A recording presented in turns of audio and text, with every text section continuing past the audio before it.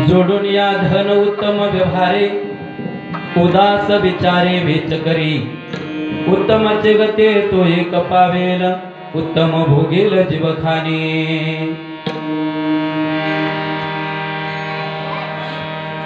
परोपकारिणी परनिंदा परस्त्रिया सदा बहिणी माया भूतदया गाये पशुचे पालन तानिल्या जीवन वना माझे शांती रूपे नवे कोणाचा वाईट वाढवे महत्व वडिलाचे उत्तम जगते तो एक पावेल उत्तम भोगेल जीवखाने तुका म्हणे हेची आश्रमाचे फळ तुका म्हणे हेची आश्रमाचे फळ परमपद बळ वैराग्याचे उत्तम जगते तो एक पावेल उत्तम भोगेल जीवखाने समचरण सरोजम सांद्रणे लांब दाभम जगन निहित पाणी मंडनम मंडनानाम तरुण तुलसीमाला कंधरम कंजनेत्रम सदैव रहसं विठ्ठलं चिन्तयामि पांडुरंगाकारो प्रथम नमः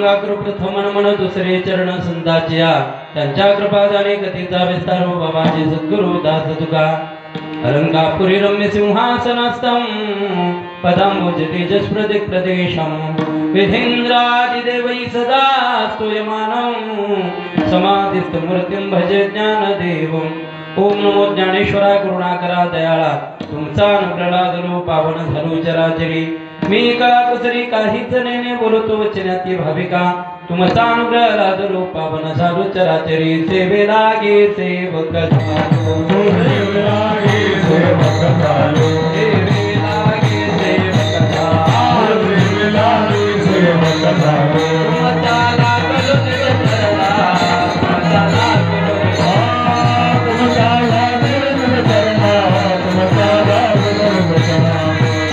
लागलो चरणा तुमचा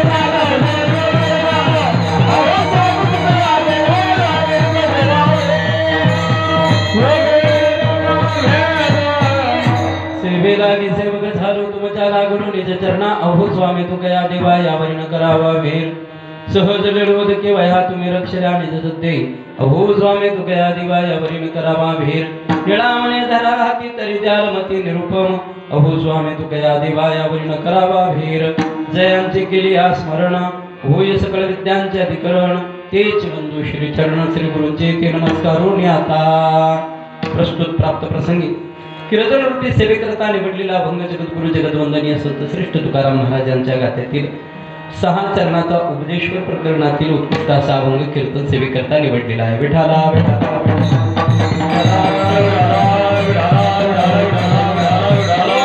प्रस्तुत अभंगातून जगद्गुरु तुकोबाराय तुम्हा सर्व संसारिक जीवांना संसारामध्ये जीवन जगत असताना आपण कसं राहिलं पाहिजे याचं मार्गदर्शन याचा उपदेश या अभंगाच्या माध्यमातून करतात. विठाला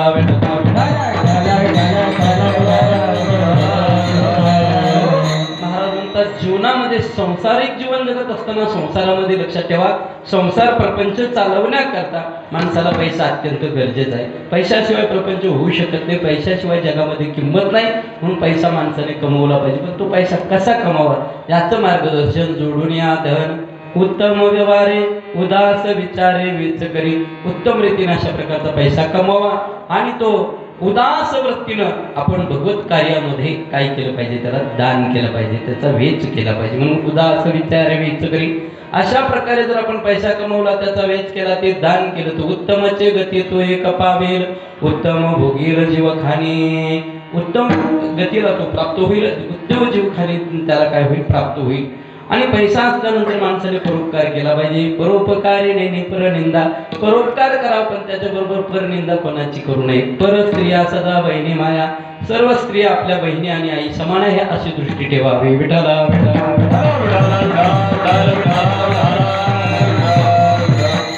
स्त्रिया सदा बहिणी माया आपला प्रपंचिक जीवन जगत असताना त्यांना काही लक्षात ठेवा प्राण्यांची आवश्यकता आहे. ते प्राणी आपण जरूर पाळले पाहिजे. काय पाळलं पाहिजे काही भूत दया गायी पशुचे पालन भूत मात्रा दया करावी. गायी वगैरे लक्षात ठेवा या दुग्धजन्य काही पदार्थ देणाऱ्या उत्पन्न देणाऱ्या पशु प्राणी आपण त्यांचं पालन केलं पाहिजे. भूत दया गायी पशुचे पालन तानिल्या जीवन वना माझी अशा प्रकारची व्यवस्था त्यांची केली पाहिजे. शांती रूपे नव्हे कवनाचा वाईट वाढवे महत्व वडिलाचे. जो शांत अशा प्रकारचा असतो तो कोणाचा वाईट करते तो आपल्या वडिलांचं महत्व वाढवतो. आणि आश्रमाचं गृहस्थाश्रमाचं फळ जर काय असेल तर वर सांगितल्याप्रमाणे हे सगळं फळ आहे. तो का म्हणे हेचे आश्रमाचे फळ परमपद बळ वैराग्याचे अशा प्रकारे महाराजांनी या अभंगामध्ये उपदेश केलेला आहे. सेवेला सुरुवात करण्यापूर्वी थोडासा परिहार द्यायचा तो असा आपल्या संभाजीनगर शहरामध्ये या ठिकाणी रामनगर या परिसरामध्ये भगवान विठ्ठल रुक्मिणी यांच्या मूर्ती प्राण प्रतिष्ठा तथा कलशारोहण पूजन या निमित्ताने या ठिकाणी हा सप्ताह संपन्न होतोय. बऱ्याच दिवसांनी तसा हा सप्ताह आहे. 27 वर्ष या सप्ताहाचं आहे. 26 वर्ष या ठिकाणी पूर्ण झाली. 27व्या वर्षामध्ये 5व्या दिवसाचं कीर्तन पुष्प हे भगवंताचरणी समर्पित करण्याचा योग हा माझ्या वाटेला आलेला आहे. आणि या सप्ताहामध्ये शिवमहापुराण संगीतमय कथा या ठिकाणी कथेच्या प्रवक्त्या श्री गीताताई का सीताताई गीताताई चव्हाण पाटील या ठिकाणी यांची सुंदर अशा प्रकारची आपण शिवमहापुराण कथा श्रवण करतायत। ताईंची या ठिकाणी कथा आहे शिवमहापुराण कथा। त्याचप्रमाणे या कार्यक्रमासाठी लाभलेली जी काही गुणीजन टाळकरी मंडळी आहे, परमस्नेही आदरणीय आमचे खूप दिवसापासून ओळख आमचे सुरडकर गुरुजी, त्यांच्या गुरुजींच्या गावाकडे हसनाबादला वगैरे बऱ्याच वेळेला कार्यक्रमाला मी तिकडे राहिलो आणि बऱ्याच कार्यक्रमामध्ये पण आता 1-2 वर्षामध्ये भेट नव्हती, पण तुमच्या या सप्ताहाच्या निमित्ताने त्यांची माझी भेट झाली। विठाला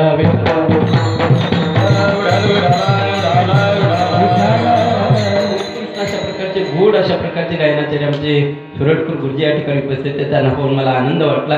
त्याचप्रमाणे परमस्नेही आदरणीय गुरुस्थानी असणारे आमचे पांडुरंग महाराज काका, त्यांचे बंधू ज्ञानेश्वर माऊली पळसकर, त्यांचंही दर्शन झालं, त्यांनाही पाहून या ठिकाणी आनंद वाटलेला आहे। बाकी सर्वच मंडळी, सगळ्यांचं काही परिचय नाही, पण सगळे उभे असलेले आमचे महाराज मंडळी या ठिकाणी पाहिजे। संस्थेचे बालविद्यार्थी या ठिकाणी उपस्थित आहे। काही माता भगिनी आमचे महाराज ज्यांनी सुंदर अशा प्रकारचे चाल गायले, काय महाराजांचं नाव वैजनाथ महाराजांनी सुंदर चाल या ठिकाणी गायलेली आहे, त्यांना सुद्धा धन्यवाद देतो। मृदंगाचार्य आपल्या सप्ताहाचे नियोजित तेही या ठिकाणी उपस्थित आहे आणि त्यांचा मानाचा मोठेपणा बघा ना महाराज, आहे की नाही। त्यांनी लगेच माझ्याबरोबर आले आमचे विद्यार्थी आमचे बाबासाहेब महाराज गोरे, त्यांना सांगितलं महाराज, त्यांना अंदाज आला, त्यांना कारण की सारखेच आहे ना, आहे की नाही, त्यांना अंदाज आला बहुतेक हे वाजवणारच जास्त पाहिजे, त्याने लगेच त्यांना पाकवा दिली, नंतर कोणी कोणाला देत नाही। विठाला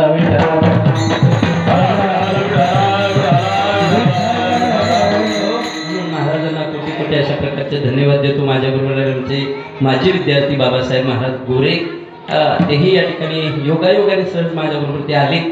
त्याचप्रमाणे विनेकरी बाबा आहे आणि सनईवर स्वर धरणारे आमचे रिवत्परायण साडू महाराज, आमचा खूप जुना परिचय, आमच्या परिसरामध्ये बऱ्याच कार्यक्रमाला ते उपस्थित असतात, त्यांचं या ठिकाणी दर्शन झालं। आपण सर्व माता भगिनी पुरुषोत्तमेतून सगळी, मला वाटतं भजनी मंडळी तर महिला भजनी मंडळीचं भरपूर नाव आहे, त्यापैकी काही महिला भजनी मंडळी या ठिकाणी उभ्या आहेत, त्यांना टाळ नाही आहे काही, काय सगळ्याला आहे गटा, नसतील तर खाली जरी बसलं तर काही अडचण नाही बरं का तुम्ही, म्हणजे इकडे श्रोत्याची संख्या तरी वाढेल, इकडे कमी जे तसं रिकाम उभं राहण्यापेक्षा बेस्ट बसून घ्या, चला सगळंच बसत आहे, काही अडचण नाही, तुम्ही एखाद्या देऊन टाका बस, म्हणजे इकडे बी भरती पाहिजे, इकडे लईच कमी पडलेली की दुष्काळच पडला, आहे की नाही। अशा पद्धतीने या ठिकाणी सर्व माता भगिनी उभे, उत्कृष्ट अशा प्रकारचे पेटी मास्तर, नाव काही मला परिचय नाही, पण सुंदर गोड अशा प्रकारचे पेटी वाजवतात या ठिकाणी। चिंतके सर, आहे की नाही, सुंदर अशा प्रकारचं आपण पेटी वाजवता, पेटीचे साथ करतात, त्यांना धन्यवाद।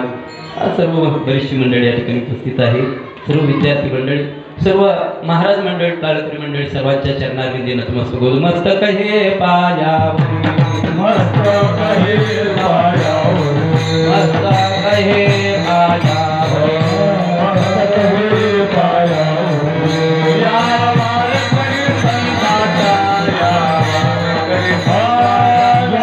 वारकरी संतांचा, वारकरी संतांचा, या वारकरी संतांचा, वारकरी संतांचा, मस्तक हे पायावर, या वारकरी संतांचा,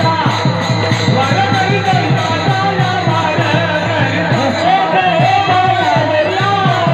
संतांचा, या वारकरी संतांचा,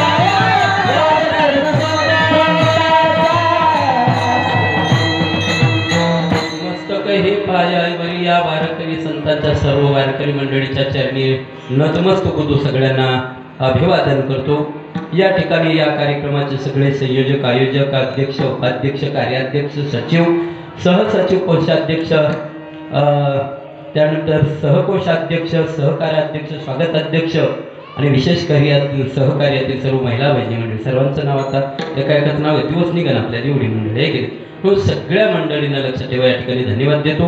ज्यांच्या माध्यमातून या ठिकाणी या सेवेचा योग आला, या सप्ताह कमिटीमधील आमचे मला वाटतं राजकुमार टोगरे साहेब, आहे की नाही, यांनी माझ्याशी हा संपर्क केला आणि या कीर्तन संधीचा त्यांच्यामुळे या ठिकाणी मला या कीर्तनाला येण्याचा योग आला, आहे की माझं बाकी काही जास्त कोणाचा परिचय नव्हता, परंतु त्यांनी या कार्यक्रमाची तारीख माझ्याकडे त्यांनी घेतली आणि त्यांनी सांगितलं महाराज आमचा हा कार्यक्रम या ठिकाणी संपन्न होतोय, यावर्षी भगवान पांडुरंग परमात्म्याची मूर्तीची प्राणप्रतिष्ठा कलशारोहण सोहळा अशा प्रकारे संपन्न होतोय।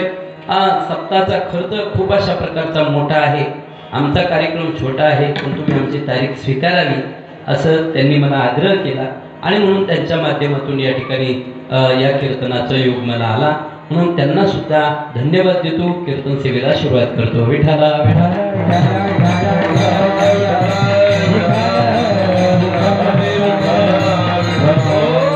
अशा प्रकारे जगद्गुरु तुकोबारायचा अभंग आजच्या या कीर्तन सेवेकरता निवडलेला आहे आणि जगद्गुरु तुकोबाराय आजच्या अभंगातून तुम्हाला आम्हाला उपदेश करतात। उपदेश करत असताना उपदेश कोणी कोणाला करावा हा महत्वाचा भाग आहे। उपदेश कोणी करावा? नेहमी मोठ्या माणसाने लहानाला उपदेश करावा, आणि काय उपदेश करावा? त्याच्या कल्याणाचा उपदेश करावा, आहे की नाही? असा नियम आहे की मोठ्या माणसाने काय करावा? उपदेश करावा।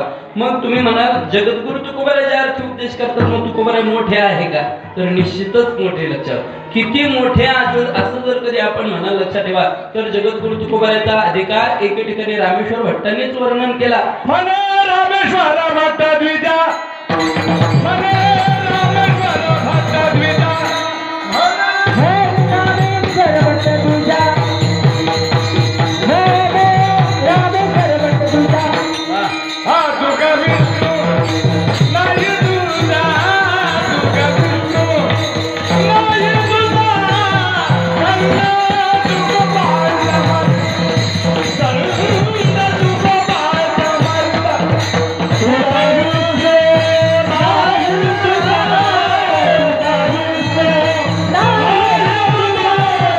कन्या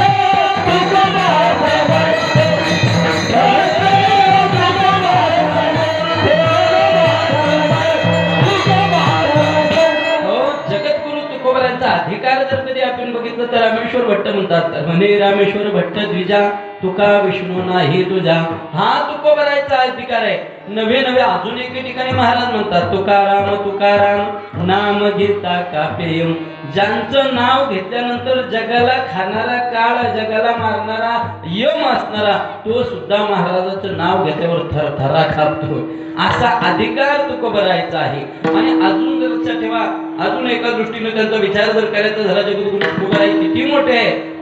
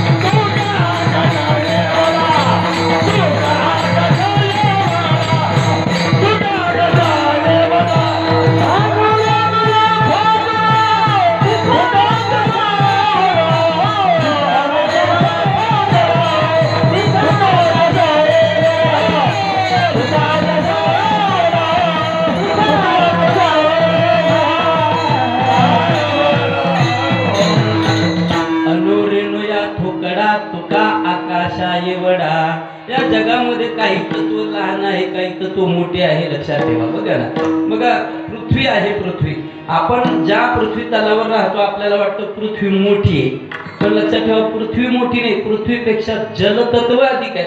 आपल्या शाळेमध्ये विद्यार्थ्यांना शिकवलं जातं, लक्षात ठेवा। तर जलतत्व काय या पृथ्वी तलावर जास्त आहे, पृथ्वीपेक्षा जलाची म्हणजे पाण्याची काय क्षमता जास्त आहे। म्हणजे पृथ्वीपेक्षा जल मोठं, जलापेक्षा वायू मोठा, वायूपेक्षा अग्नी मोठा, अग्नीपेक्षा आकाश मोठं, आणि जेवढं आकाश आहे तेवढे आमचे तुकोबाराय मोठे आहे। विठाला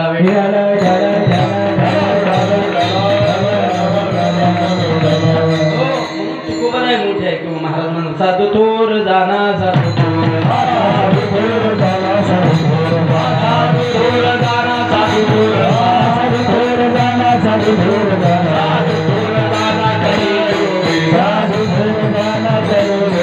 साधू थोर जाना,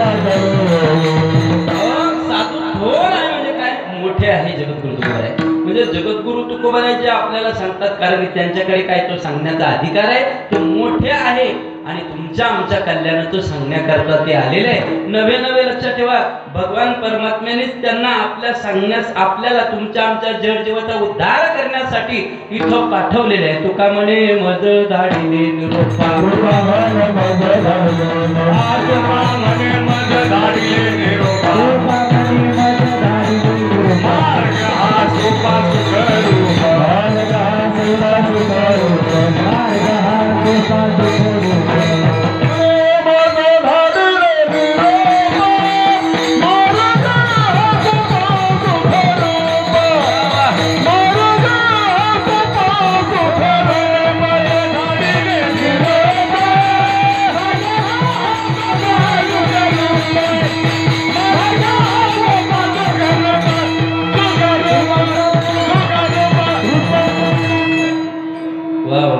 मला वाटतं तुम्ही काय नुसतं पॅन्ट शर्टवर राहता तुम्ही इकडे चांगले पक्के हो.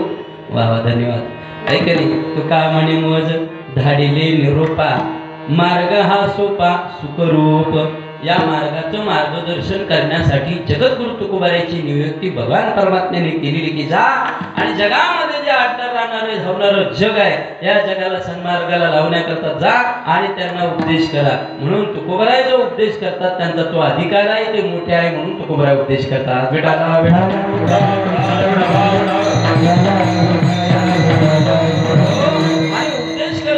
महाराज आपल्याला संसारिक जीवाला आजच्या अभंगातून उपदेश करतात. बघा, संसारिक जर कधी आपण म्हणलो, प्रापंचिक मनुष्य म्हणलो तर प्रपंचामध्ये लक्षात ठेवा, माणसाला 3 मूलभूत गरजा माणसाच्या आहेत. 3 मूलभूत काय आहे गरजा आहे, ठीक आहे. 3 मूलभूत गरजा. एक आहे लक्षात ठेवा, त्या ठिकाणी माणसाला लागतं खायला अन्न. दुसरं, माणसाच्या शरीराच्या लज्जा रक्षणासाठी काय लागतं वस्त्र. आणि मनुष्याला राहण्याकरता लागतो तो निवारा. अन्न, वस्त्र आणि निवारा या 3 गोष्टी लक्षात ठेवा माणसाकडे असल्याच पाहिजे. अन्न नसेल तर मनुष्य जीवन जगू शकत नाही. वस्त्र नसेल लक्षात ठेवा तर मनुष्य तसा राहू शकत नाही. आणि माणसाला राहण्यासाठी घर नसेल तर, कारण की मनुष्य जीवनात या 3 मूलभूत गरजा आहेत. आणि या मूलभूत गरजा भागवण्यासाठी माणसाकडे पैसा असणं गरजेचं आहे. पैसा असलाच पाहिजे. का असला पाहिजे त्याचं कारण आहे, कारण की या जगामध्ये पैशावाल्यालाच किंमत आहे. जगामध्ये किंमत कोणाला आहे?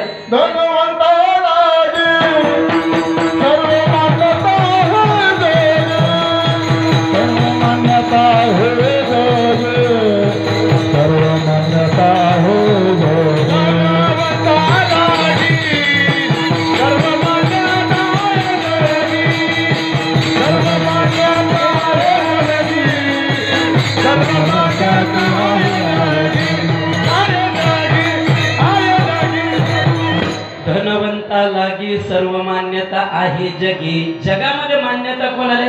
धनवानाला. लक्षात ठेवा, म्हणून प्रपंचामध्ये आपल्याकडे काय असलं पाहिजे? धन असलं पाहिजे. धन जर आपल्याकडे नसेल तर कोणी आपल्याला विचारणार नाही. लक्षात ठेवा, माणसाचं जो काही नाव वाढतं हे कशामुळे वाढतं? कशामुळे वाढतं? धनामुळे, पैशामुळे वाढतो. लक्षात ठेवा, माणसाला नाव नाही. नाव कशाला आहे? पैशाला आहे. पैशाला. बघा ना महाराज, एका ठिकाणी असं झालं, एका व्यक्तीचं नाव त्याच्या आई वडिलांनी फार सुंदर ठेवलं. नाव असं ठेवलं, लक्षात ठेवा, त्याचं नाव होतं परशुराम. काय नाव ठेवलं होतं? परशुराम नाव ठेवलेलं होतं. आणि त्याची परिस्थिती गरीब होती. परशुराम थोडासा लहान होता, 8-10 वर्षाचं त्याचं वय झालं. वय झाल्यानंतर लक्षात ठेवा त्या ठिकाणी त्याचे आई वडील वारले. आई वडील वारल्यानंतर फार गरिबीची परिस्थिती त्याच्याकडे आली. आणि त्याचं नाव काय ठेवलेलं होतं आई वडिलांनी? परशुराम ठेवलेलं होतं. पण कोणी त्याला परशुराम म्हणत नव्हतं. परशा ये इकडं, हे काम करून दे, ते काम करून दे, असं सारखं त्याला एकेरी शब्दाने. लक्षात ठेवा, नाव किती सुंदर होतं त्याचं. नाव काय? परशुराम आहे. आणि लक्षात ठेवा, परशुराम म्हणजे देवाच्या नावावरून त्याचं नाव आहे की नाही. भगवान परमात्म्याच्या 24 अवतारापैकी एक परशुराम हा देवाचा काय खऱ्या अर्थाने अवतार आहे. आणि नाव माणसाचे जे असावं असंच असावं, देवाधर्माहून असावं. लक्षात ठेवा, देवाधर्माहून जर कधी नाव असलं बरं, आणि नाव सार्थ असावं. काही काही नाव अशा मोघम नाव राहतात. लक्षात ठेवा, आणि सार्थ कधीच नाही राहत. एकाचं नाव होतं प्रकाश. नाव काय त्याचं? प्रकाशन. दिवसा ढवळ्या कंदील न पाव लागत होतं, म्हणजे दिसायला एकदम काळा कुठं. आई वडिलांनी नाव काय ठेवलं त्याचं? प्रकाश. एकाच नाव ज्ञानेश्वर. त्याला संध्याकाळी रोडून धरून आणावं लागत होतं. चौघे जण. हाय का त्या नावाला काही चव आहे का माऊली? आहे का नाही? विठ्ठला विठ्ठला.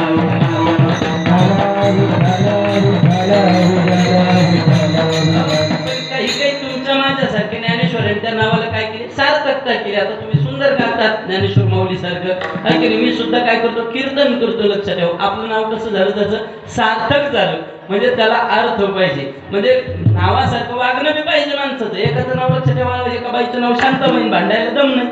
काय करते त्या शांताबाईला लक्षात नाव शांती नसते, भांडण आणती. एकाच नाव गंगाधर, आंघोळ नाही महिनाभर, असं नाव नसतं. नाव काहीतरी सार्थ असं म्हणून त्याच्या आई वडिलांनी नाव ठेवलं होतं. त्याचं काय झोपले काय, परशुराम नाव ठेवलेलं होतं त्याचं. आणि परशुराम नाव ठेवल्यानंतर महाराज गरिबीची परिस्थिती असल्यामुळे, पैसा नसल्यामुळे सगळे लोक त्याला एकेरी भाषेमध्ये शब्द वापरायचे, परशा परशा परशा. पण तो परशा हुशार होता डोक्याने, त्यांनी डोकं असं चालवलं. तो म्हणतो बाबा या जगामध्ये लोक आपल्याला नावं का ठेवतात, असं काय एकेरी शब्दांनी बोलतात. माझ्या आई वडिलांनी तू सुंदर माझं नाव ठेवलं आणि यांनी लक्षात सगळ्यांनी मला परशुराम या नावाने बोलवायला पाहिजे. पण सगळे काय म्हणतात, परशा म्हणतात. परशा म्हणे मी काय करणार, अशी काहीतरी जादू करणार, असा खेळ खेळणार की लोकांनी मला चांगल्या नावाने धक्का मारली पाहिजे. मग त्यांनी लोकांचा अभ्यास केला, जगाचा अभ्यास केला. जगामध्ये किंमत कशाला आहे, तर त्याला लक्षात आलं जगामध्ये किंमत फक्त पैशाला आहे.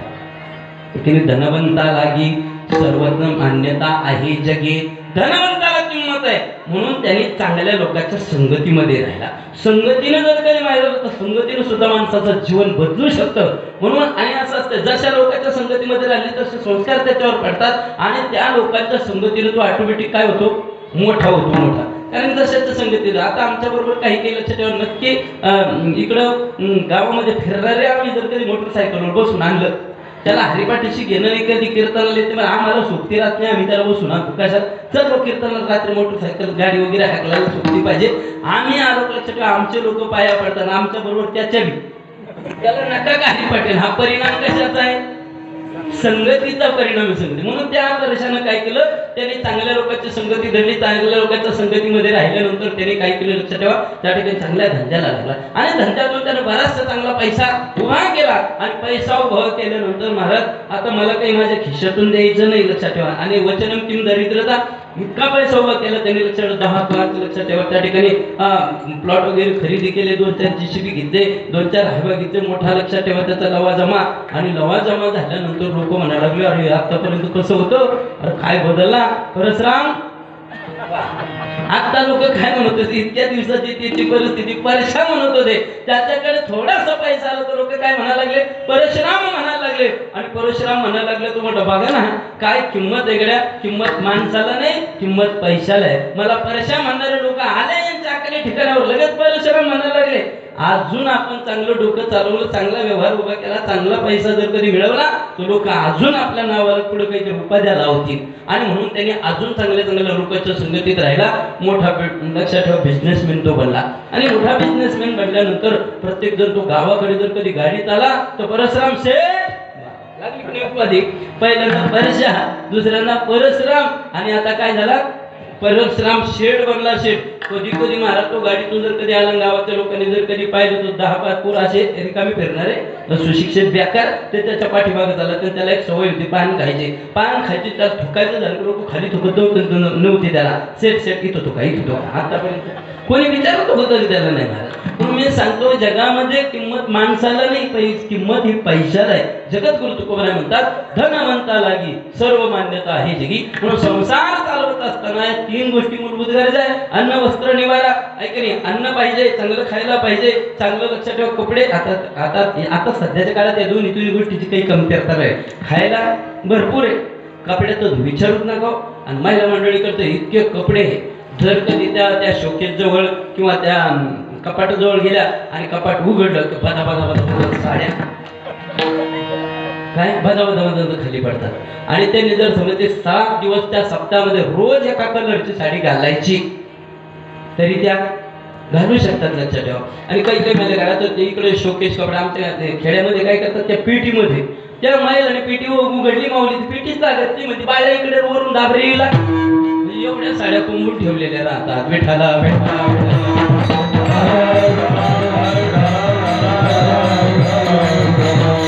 लक्षात ठेवा, या गरजा भागवण्यासाठी काय गरजेचं गरजेचा आहे, पैसा गरजेचा आहे आणि तो पैसा माणसाने कमवला पाहिजे. माणसाकडे पैसा असल्याशिवाय असं म्हटलेलं आहे यशास्य विस्तम सनरपुरील, असं म्हटलंय ज्याच्याकडे पैसा आहे सएव वक्ता सचदर्शनीयम, त्याला लोक काय म्हणतात, कुलीन म्हणतात, त्याला वक्ता म्हणतात, त्याला भलं काहीच बोलता येत नाही त्याला. एक जण असा एक गावचा सरपंच, लक्ष ठेवा, पैसा पैसा त्याच्याकडे होत्या म्हणून लक्षात ठेवा, सरपंच साहेब तुमच्यासारखं वक्तव्य कोणाचंच नाही आणि याला माईक हातात आला तर कापायचा.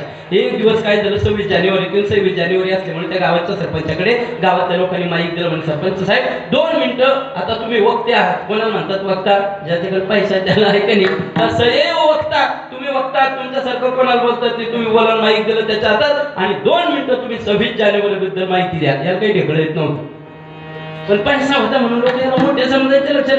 आणि मोठं समजल्यानंतर एका जणांनी सांगितलं आज 26 जानेवारी आहे मुलांना, आपण या ठिकाणी सगळे आला, 2 मिनिटं आपल्याला सरपंच साहेब मोठे वक्ते, वक्ताना होता तो पण पैसा त्यामुळे कोणाला काही लावतात लोक, हे वक्ते आहे आणि हे वक्ते असल्यामुळे 2 मिनिटं आपल्याला 26 जानेवारी बद्दलची माहिती सांगतील. आणि मग त्या ठिकाणी ते आलेले माईक हातामध्ये घेतलं, त्याला काही ढेकळं येत नव्हतं, पण आता काहीतरी 2 शब्द बोलायचे, बोलताच येत नव्हतं, पण लोकांनी उपाधी काय लावली, वक्ता तुमच्यासारखा बोलणारा कोणीच नाही. यांना माहिती शाळेला काहीतरी मदत करीली, विठाला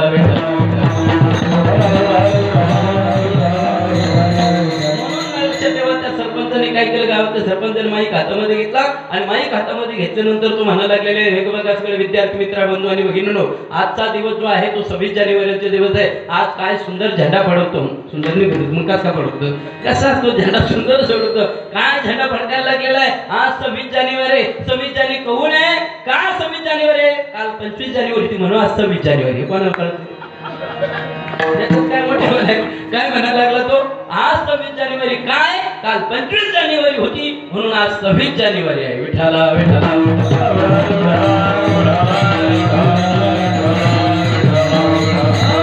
एवढं बोलला महाराज. आणि एवढं बोलल्यानंतर लक्षात ठेवा, त्याने सांगितलंय बघा तुम्ही मला या ठिकाणी बोलण्याची संधी दिली, मी त्यांचे खूप खूप आभारी आहे आणि ज्यांनी लक्षात ठेवा मला आता बोलण्याला संधी दिली मी त्यांना भावपूर्ण श्रद्धांजली तर बोलायची अक्कल नाही महाराज. लोक त्याला नाही त्या उपाय द्यायला होतात, पण कोणाला, धनवंताला की सर्व मान्यता आहे जगी, तो दिसायला कसा असं साहेब तुमच्यासारखा माणूसच नाही, तुमच्यासारखा वक्ताच नाही, असे काहीही गुन्हा लावतात, पण कोणाला, फक्त पैशावाल्याला लावल्या जातात. विठ्ठला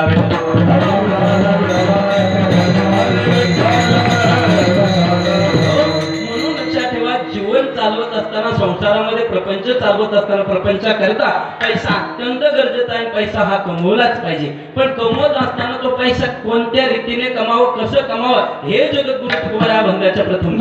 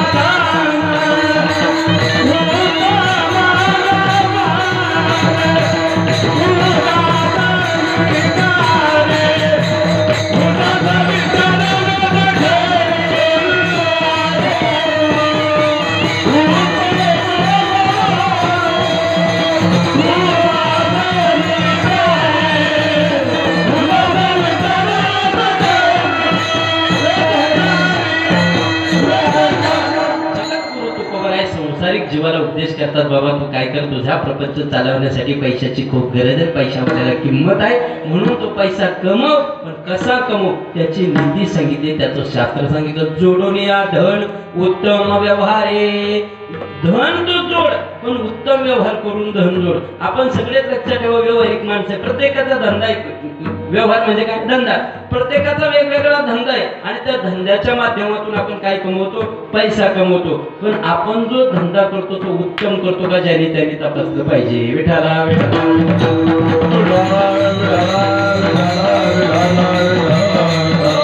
ज्यांनी त्यांनी तपासलं पाहिजे. लक्ष, आपण काय करतो, कोणता व्यवहार करतो आणि आपण जो व्यवहार करतो तो उत्तम व्यवहार आहे का? हा माणसाने काय केलं पाहिजे? ज्यांनी त्यांनी तपासलं पाहिजे. व्यवहार जरूर करा आणि त्यातून पैसा जरूर कमवा. काय म्हणतात? हो, जरूर पैसा कमा. ऋषी गौरक्ष वाण्यजम शास्त्र कर्म स्वभावजम. भगवान परमात्म्याने सुद्धा आपल्याला सांगितलं गीतेमध्ये की तुम्ही शेती असेल, काय असेल, व्यवसाय असेल तो करा आणि त्यातून तुमच्या प्रपंचाकरता पैसा कमवा. पण तो कमवत असताना कसा व्यवहार पाहिजे? उत्तम व्यवहार पाहिजे, उत्तम.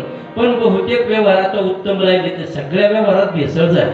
प्रत्येक धंद्यात भेसळ झाली. लक्षात ठेवा, भेसळ.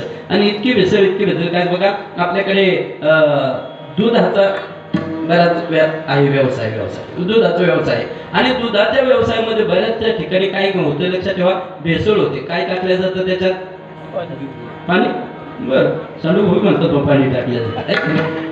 लोक काय करतात? दुधाचा जर काही धंदा करत असताना काय केलं जातं? त्याच्यामध्ये पाणी टाकलं जातं. एक मनुष्य काय करतात? नेहमी लक्षात ठेवते, दूध वगैरे काढले त्याच्यामध्ये पाणी टाकून आणायचं. पण पाणी टाकतं लक्षात ठेवा, ते माता भगिनीच्या वेळेस ते गुण पातील वगैरे घेऊन आल्यानंतर घेताना लक्षात त्याचे पाणी लगेच कळतं बरं का. त्याचं लगेच कळत असताना त्या एका माता भगिनी त्याने विचारलं, म्हणे भाऊ सध्या दूध लईच पातळ दिसून राहिले. म्हणे ताई, ऊनच इतकं पिळतं, म्हैस पाणी जास्त पिते त्याच्यामुळे पातळ येऊ लागलं. आता त्याच्यामुळे पातळ येत होतं, पाणी टाकून आणत होतं. सांडू भाऊ ते विठाला विठाला विठाला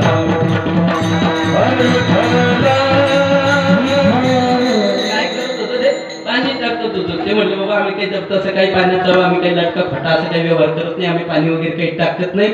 ते एक जण म्हटलं आपण पाहिलंच पाहिजे, स्पॉटवरच जाऊन पाहू. त्याला वेळ होता संध्याकाळच्या वेळेस ते धार काढायचा टाइम आणि धार काढायचा टाइम असल्यामुळे त्या ठिकाणी तो गेला. त्याने समोरच्याने दूध काढलं त्याचा ठरलेलाच नियम होता. त्याने काय केलं? ते दूध काढलं, बेस्ट घरामध्ये गेलं, राजनामधून एक चरवी भरून आणली आणि चरवी तेवढा साठू गोदावर नाही तर कोणी कुठलं टाकतात. त्याने काय केलं? ते आणल्यानंतर त्याच्यामध्ये काय करायला लागलं? पाणी टाकायला लागलं. समोरच्याने लगेच म्हटलं, का हो तुम्ही काल म्हटलं होतं पाणी टाकत नाही? मला चुकलं गड्या, आता यांच्या नंतर असा व्यवहार करणार नाही, चांगला व्यवहार करेल. म्हणून त्याने काय केलं? 2-4 दिवस जाईल, पण एखादी सवय लागली की जाते का? नाही. त्याने विचार केला, आज सुद्धा तुम्ही आपण उपाशी म्हणून. त्यांनी सांगितलं आपलं चुकलं, आपण दुधात काय करत होतो? पाणी टाकत होतो. हे लोकांना खटकलं, आता आपण उलट करायचं. त्यांनी काय केलं? घरी आल्यानंतर बायको म्हणजे आता टाकू नका, लोक बोलतात. ते म्हणले नाही, आता दुधातले पाणी टाकेल. मग त्यांनी काय केलं? बकेटीतच पाणी घेतलं, त्याच्यातच दूध पिळलं. काय केलं? लक्षात आणा तुमच्या. पहिल्यांदा जी बकेट होती त्याच्यात काय हातातून द्यायचे, राजनातून 2-4 तांबे काय होतं ते पाणी घेतलं, त्याच्यात दूध पिळलं. तरी सुद्धा लक्षात ठेवा, लोकांच्या लक्षात आलं. त्यांनी सांगितलं, का हो तुम्ही दुधात पाणी टाकतात? अजिबात नाही, पाण्यात दूध पिळतो. मला सांगा, पाण्यात दूध टाकलं का दुधात पाणी टाकलं, क्रिया कोणती? सारखी. व्यवहार कसा? सारखाच आहे. पण जगद्गुरु तुकोबरा म्हणतात, असा व्यवहार जर करून तुम्ही पैसा कमवत असेल तर तो पैसा योग्य रीतीचा नाही. म्हणून पैसा कसा कमवा? जोडून या धन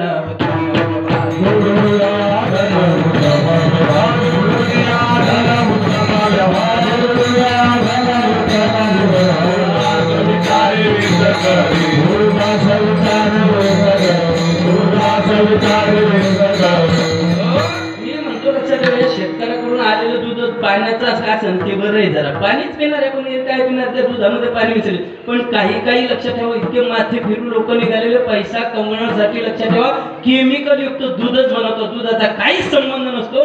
केमिकल आणतात, त्या केमिकलपासून लाखो लिटर लक्षात ठेवा ते केमिकलचं दूध विकतात आणि लक्षात ठेवा जगाच्या लोकांच्या जीवाशी खेळतात. आहे की नाही? आपण बऱ्याच वेळेला किल्पा पाहिले असेल कशा प्रकारचे लोक दूध बनवतात. लक्षात ठेवा. आणि मोठे मोठे जे काही प्रोडक्शन असतात त्याच्यामध्ये भरपूर अशा प्रकारची भेसळ. बऱ्याच ठिकाणी त्या दुधाची फॅट डिग्री येण्याकरता काय झालं? युरिया त्याच्यामध्ये वचत होतं. आता युरिया लक्षात ठेवा, हा चांगलं खत नाही ते. जर पिकाला जरी टाकलं तर पिकं त्याने जळतात. आणि ते जर कधी युरियायुक्त जर कधी दूध आपण पिलं तर मनुष्य जगेल का? मला निश्चित त्याचा भयंकर परिणाम शरीरावर झाल्याशिवाय राहणार नाही. हा एक व्यवहार आहे. पण महाराज म्हणतात हा व्यवहार चांगला नाही. म्हणून व्यवहार कसा असावा? जोडून या धड उत्तम व्यवहार आहे. चला दुधाचा व्यवसाय सोडून जर दुसरा एखादा धंदा, एखादा किराणा दुकानदार असेल आणि किराणा दुकानात आलं तर धंदा विचारलेले आपल्या ते किराणा दुकान आलं आणि तिथं स्टॉक येतात, लक्षात ठेवा. आहे की नाही, मोठा मोठा धंदा असल्यामुळे शेंगदाण्याचे पोते येतात. पण शेंगदाण्याचे पोते आणल्यानंतर ते तरी शुद्ध मिळतात का? नाही. बघा महिला मंडळी चांगला अनुभव आहे. त्यांनी आणल्याबरोबर तुम्ही लगेच मिक्सर मध्ये टाकतात का निसून घेतात? मावशाव कसं काय तुमच्याकडे निसून घेतात? काय राहतं त्याच्यात? खडे? कोण टाकताय? तुम्ही टाकताय का? नाही, त्या पोत्यातच खडे आलेले राहतात. आणि खडे बी एवढे गमतीचे मौली. शेंगदाणा आहे का खडा हे तिला बी कळत नाही लवकर. काय केलं माता भगिनींना सुद्धा लवकर कळत नाही ते खडा आहे का शेंगदाणा. इतके लोक काय झाले, हुशार झाले. मला काय व्यवहार कसा पैसा कमवतील सांगता येत नाही. सेम टू सेम त्या शेंगदाण्यासारखे. आणि एखाद्या वेळेस नजर चुकीनं राहिला तर मिक्सर मधून येतो ना आपल्या दाता खाली ज्या वेळेस आल्यानंतर लक्षात मनुष्य टाकतो घरच्या म्हणून काका शेंगदाणे निसले नाही. ते म्हणले गंज निसले पण राहिला चुरून. कारण त्याचा कलर कसा होता? शेंगदाण्यासारखा होता. आणि लक्षात ठेवा हा व्यवहार आहे, धंदा आहे तो चांगला आहे का? नाही, हा धंदा चुकीचा आहे. लक्षात ठेवा. तुम्ही काय असेल थोडं महाग लावा 1000 रुपयानं, पण शुद्ध द्या. लोकांच्या जीवाशी खेळू नका. हा धंदा चांगला नाही. विठाला विठाला विठाला जोडून या धन उत्तम व्यवहारे. माणसाकडे जी संपत्ती येते ही 2 प्रकाराने येते बरं का. संपत्ती जी येते 2 प्रकाराने येते. कशी येते? एक व्यवहार करून संपत्ती येते आणि दुसरी आपल्या प्रारब्धानुसार येते. काय? प्रारब्धानुसार येते. बघा आपलं प्रारब्ध जर पूर्वजन्माचं चांगलं असेल तर त्याने आपल्याला धन मिळतंय. मी म्हणत नाही तुकोबा याचे प्रमाण तुम्हाला देतो, लक्षात ठेवा. आपल्याकडे जे धन येत आहे कशामुळे येते? प्रारब्धाने. प्रारब्धेची वाढे धन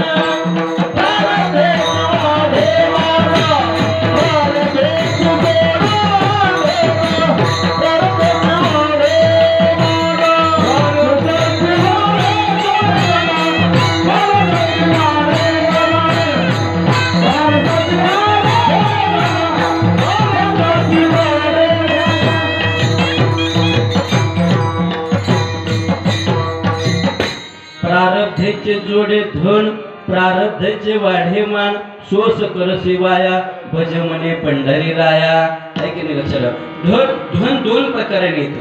काय का? 2 प्रकाराने येतं. पहिलं येतं प्रारब्धानुसार. जे आपल्या प्रारब्धामध्ये असेल लक्षात ठेवा ते धन आपल्याला मिळणारच आहे.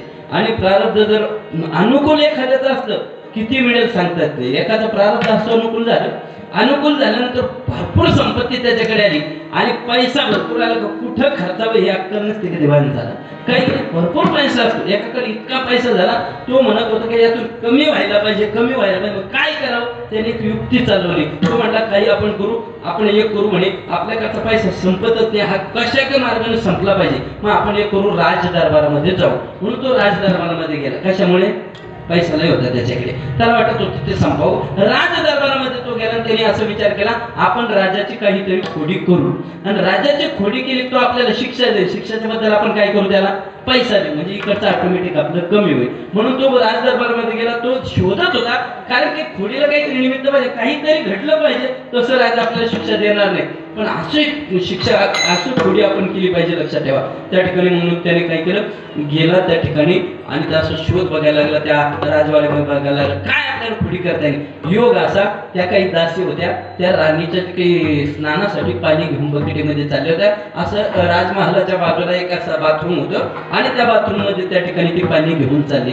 आणि मग त्यांनी बघितलं गड्या आपण राजाच्या खोडी करण्याच्या ऐवजी जर कधी राणीची खोडी काढली तर भरपूर महाराज येईल आणि मग भरपूर आपल्याला काय लावेल? तो दंड द्यायला लागेल. आणि दंड म्हणलं का आपण पैसे भरपूर देऊन टाकायचे, कमी तरी होईल आपल्याकडे. पैसा लय होता त्याच्याकडे म्हणून सांगतो बरं का.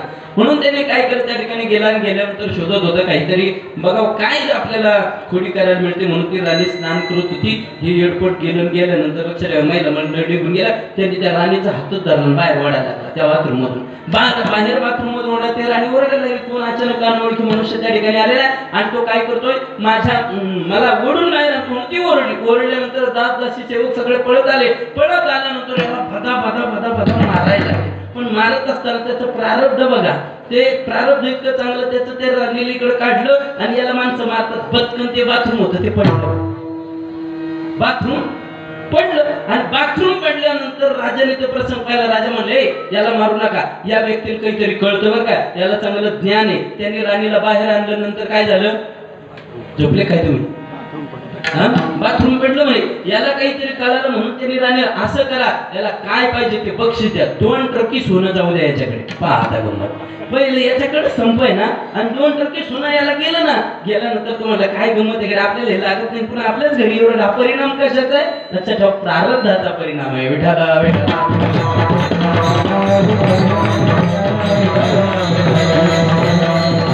प्रारब्धाची वाढ आहे ना, त्याचा प्रारब्ध तो कमी करायला लागला, ते जास्त व्हायला लागलं. त्याने विचार केला आपला प्रोग्राम जो आपण जो कार्यक्रम हातामध्ये घेतला तो फेल गेला, आता दुसरं काहीतरी डोकं चालू आणि अशी खोड करू ते लक्षात ठेवा आपल्याकडचं सगळं संपलं पाहिजे. नको आहे आपल्याला वैतागून तुला संपत्ती झाली.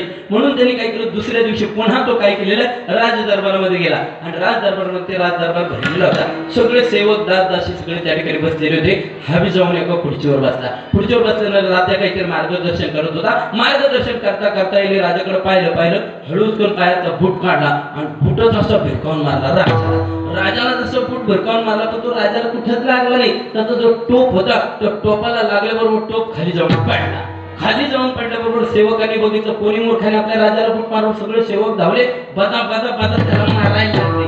राजाचं लक्ष त्याला मारतात त्याच्याकडे. राजा मला मोहा टोप कुठं पडला, माझा टोप कुठं पडला म्हणून बघायला गेला. ते टोप राजाने पाहिलं तर त्या टोपातून माझ्या अंगठ्यासारखा असा भला मोठा सापाचा बाहेर पडला. राजा म्हणले याला सोडा, याला सोडा, याला मारू नका, या माणसाला काहीतरी कळतं. त्याला काय ही ढेकळं कळत नव्हतं, काय त्याला काही कळत नव्हतं, पण योग असतो तो लक्षात ठेवा. त्याला सांगितलं त्याला तुम्ही मारू नका, त्या माणसाला काहीतरी कळतं. त्या दिवशी त्यांनी राणीला नेमकं बाथरूम मधून बाहेर काढून तिकडून बाथरूम पडलं, त्याला कळतंय. आज त्यांनी मला बूट फेकून मारला, त्याने जर बूट फेकून मारला ना तर सापाने माझा चावा घेतला असता, मी मेलो असतो.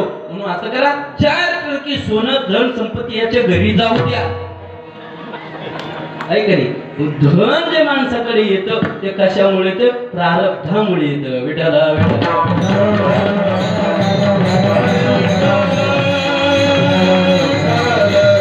मी सांगितले लक्षात. ज्ञानोबा योगी फार सुंदर होता. भाग्याचे उद्यमाचे विसे, भाग्याचे भडसे, संपत्ती जाता पैसे घर रे घे. भाग्य जर कधी अनुकूल असेल तर लक्षात ठेवा ऑटोमॅटिक संपत्ती. लक्षात, काही माणसं इतके भाग्यवान असतात, तितके भाग्यवान असतात. आता उदाहरणार्थ अंबानी घराण्यातला जो मुलगा आहे, आता ज्याचं लग्न झालं, मला सांगा त्याने काय केलं? काही गेला का? घोडं खांदायला गेला का? कुठं गेला का? काही नाही. त्याचं प्रारब्ध तितकं चांगलं आहे की पिशूचे नाम श्रीमता आमगे योग भ्रष्ट उभी जा येते. तो काहीतरी पूर्वीचा पुण्यात्मा असला पाहिजे म्हणून श्रीमंत घरामध्ये त्याचा काय झाला, जन्म झाला. आणि लक्षात ठेवा, कुठं काहीच न करता एवढ्या संपत्तीचा मालक झाला. भारतातला 1 नंबरचा श्रीमंत, त्याचा मुलगा म्हणून तो जन्माला आला. हा कशाचा परिणाम समजा तुम्ही? प्रारब्धाचा परिणाम आहे. आपलं प्रारब्ध जर भद्र आपण इथे येऊन पडलो, आपण नाही गेलो त्याच्या घरी, काय करता? आपलं प्रारब्ध नाही ना. विठाला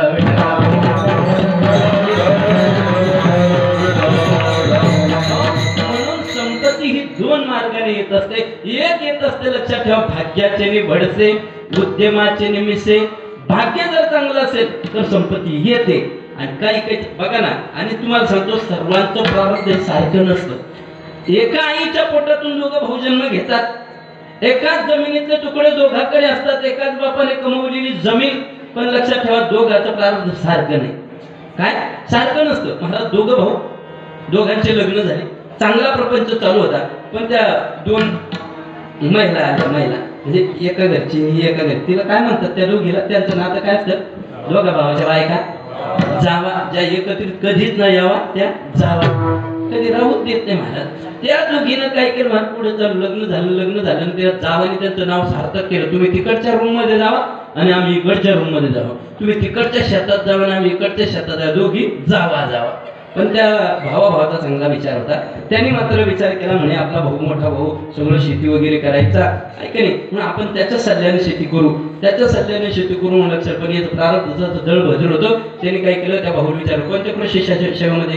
चल म्हणे माझ्याबरोबर मीच घेऊन देतो त्याला. भावाने त्याला एका कृषी सेवामध्ये नेलं, ज्वारीचं बीज घेऊन दिलं, चांगलं पेरून दिलं आणि काहीच नाही अंतर हो. इकडचा मान मोठ्या भावाचा, इकडच्या लहानचा. ते लहान दळभद्री कपाळात होतं, त्याचं प्रारब्ध इतकी बाजरी ते ज्वारी टाकली, जे खत भावाने वापरलं तेच वापरलं, जे पाणी भाऊ देत होतं त्याच विहिरीचं पाणी सगळं सारखं महाराज. पण त्या मोठ्या भावाचं प्रारब्ध चांगले असल्यामुळे असे गोंडे लागले त्याच्या ज्वारीला. 1-1 किलोचा गोंडा एका लक्षात ठेव. कणीस 1-1 कणीस एका किलोचा असं म्हणाल काही अडचण नाही, इतकं कणस त्याला लागले. आणि हे असं होतं, जमीन तीच, कृषी सेवा केंद्र तेच, पाणी तेच, पण प्रारब्ध बघा त्याच्या कणसाचे असे लागले असे बारीक बारीक बारीक बारीक बारीक बारीक. म्हणून लक्षात ठेवा, वर्षभर केलं आणि शेवटी त्यांनी जे काही ज्यावेळेस ते ज्वारी काढली 1.5 क्विंटल घ्या. आणि भावाची लक्षात 10-12 क्विंटल ज्वारी झाली. तो म्हटला हा धंदा आपल्याला करायचा नाही, ही शेती कोरडत नाही, दुसरा काहीतरी धंदा करू. काय धंदा करू म्हणून काय झालं, शेजारी एक तळाव होता, त्या तळावाजवळ गेला, असं सहज पाहत राहिला. सहज पाहत असताना एक मनुष्य मासे धरत होता. त्याला वाटलं हा धंदा आपण करून पाहावा का काय करू, म्हणून त्याला हळूचकन विचारलं, म्हणे भाऊ त्याला भांडवल काय लागतो? मला काहीच भांडवल नाही, एक नायलनची दोरी आणायची, एक गळा आणायचा आणि जमिनीत ते शिजोड भेटतातच म्हणे, त्या गळात ते लावायचं टाकायचे, येतात मासे. तो म्हटलं बरं आहे ना, सोपं, भांडवल नाही, काही नाही जास्त. म्हणून त्यांनी तो धंदा करायचा ठरवला. म्हणून त्यांनी काय केलं, शेती दिली सोडून आणि गेला मासे धरायला. गळ आणलं, दोरी आणली आणि त्याचा जो मित्र होता ज्याच्याकडून त्याने अक्कल घेतली मासे धरायचे, त्याच्या जवळ एकाच तळ्यामध्ये यांनी गळ टाकून त्यांनी गळ टाकावं. पण प्रारब्ध विचित्र त्याचं. हा जो पहिला टाकत होता त्याला 2 किलोचा मासा, 3 किलोचा मासा, 4 किलोचा मासा, आणि यांनी टाकलं चिंगळ्या चांगल्या बारीक बारीक. कोणा काय प्रारब्ध आहे?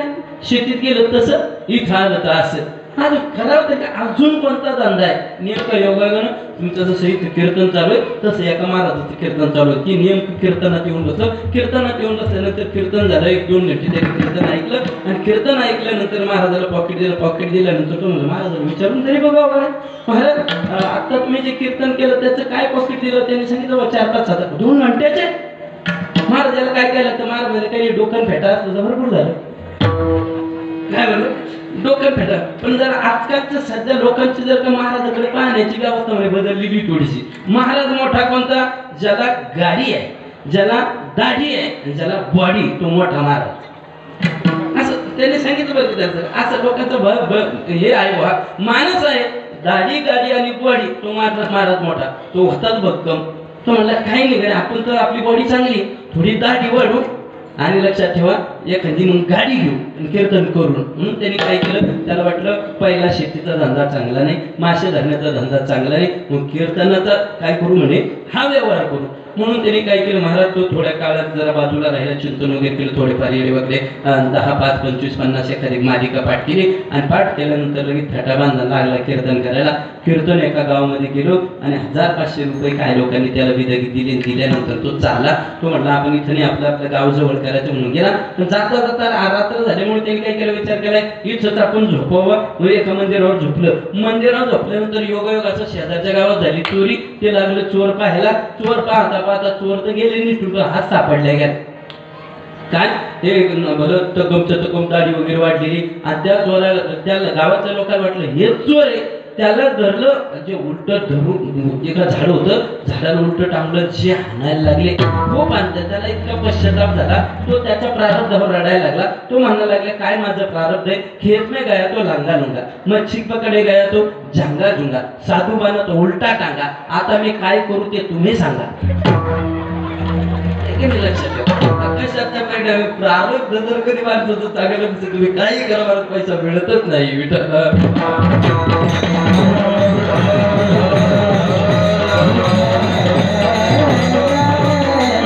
पैसा मिळावा असं वाटत असेल, प्रपंच चांगला व्हावा वाटत असेल, जगद्गुरु ज्ञानोबा राय म्हणतात भाग्याचे वडसे उद्यमाचे विषयमध्ये व्यवहार करा, व्यवहार करा, पण तो व्यवहार कसा करावा, तो चांगला करावा. जोडून या धर उत्तम व्यवहार आहे. पैसा जीवनामध्ये कमावा, पैशावाल्याला खूप किंमत आहे. पैसा असेल तर लोक तुमच्या पुढे पुढे करणार. जुवरी चळनगा तुवरी म्हणती माझा, माने तेला तोर देह सुखाची काजा. पैसा असला पाहिजे, पैसा जरूर कमा, पण चांगला व्यवहार करून कमा. जोडून या धन उत्तम व्यवहार. आणि मिळालेला पैसा एकटेच खाऊ नका. जो संपत्ती आपण कमवली त्यातला 10वा भाग ऐके लक्षात ठेवा, त्यातला 10वा भाग लक्षात ठेवा. एक हिस्सा हा भगवंताच्या कार्यामध्ये आपण दान दिला पाहिजे. आणि आपण जर दान देत नसेल तर ती आपली संपत्ती शुद्ध होत नाही, आहे की नाही. दानेन पानेन तो कंकणेन स्नानेन शुद्धम नचंदनेन, आहे की नाही. लक्षात ठेवा, दानेन पानेन तो कंकणेन, दान केल्याशिवाय लक्षात ठेवा हाताला शोभा नाही, आणि दान केल्याशिवाय काय होत नाही, धनाची शुद्धी होत नाही. म्हणून कमवलेली संपत्ती लक्षात ठेवा ती शुद्ध राहावी असं वाटत असेल आणि तुमच्या गती चांगली मिळावी वाटत असेल तर ती तुम्ही मिळवलेली संपत्ती उदास वृत्तीनं काय केली पाहिजे, उदास विचारे